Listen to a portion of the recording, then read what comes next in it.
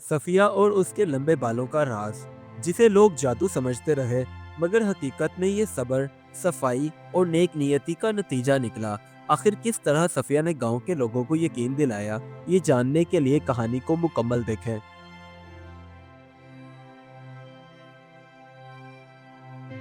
गांव के एक कच्चे मकान में सफिया अपने लंबे बाल संवार रही थी और पूरे गांव में उसके बालों की बातें होती रहती थी। गांव की सभी औरतें जब भी सफिया को कहीं आता जाता देखती तो आपस में सरगोशियां करते हुए कहती, ये लंबे बालों का राज क्या है? जरूर कोई जादू ही है।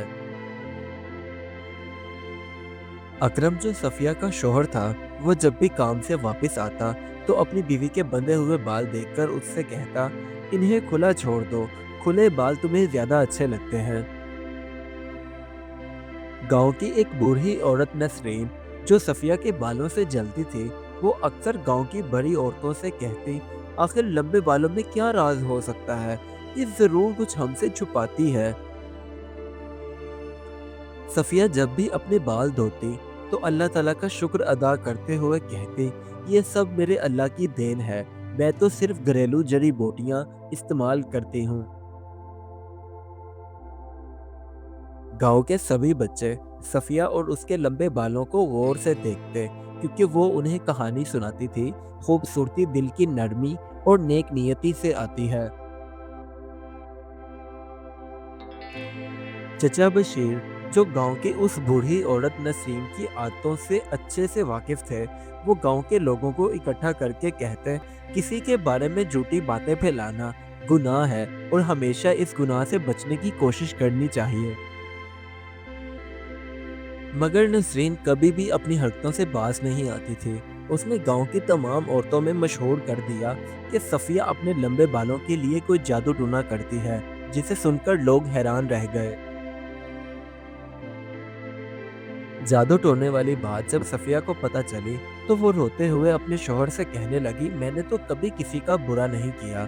तो अकरम ने उसे दिलासा दिया और कहा, तुम रो मत, अल्लाह ने चाहा तो सारा सच बहुत जल्द सबके सामने आ जाएगा।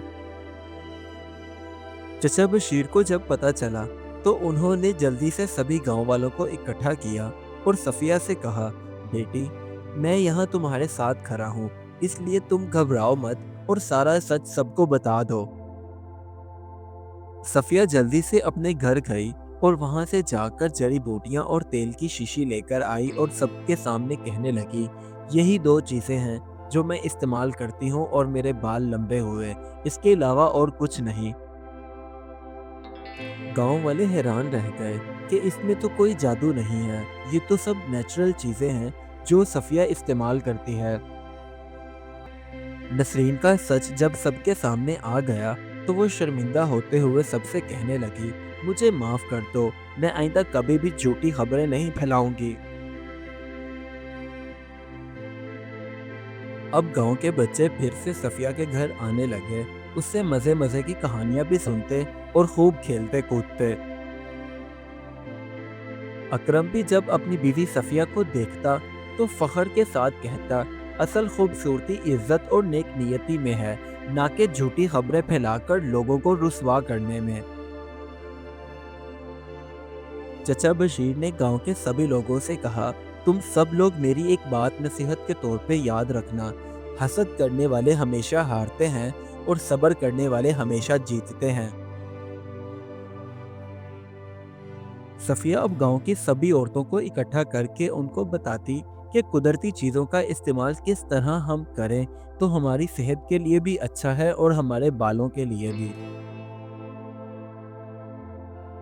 आखिरकार गांव वालों को भी यकीन आ गया कि सफिया के लंबे बालों का राज कोई जादू नहीं है। इस कहानी से हमें ये सबक मिलता है, खूबसूरती जादू से नहीं, सफाई, मेहनत और नेक नियति से आती है। Do like my videos and don't forget to subscribe my YouTube channel. Also press the bell icon.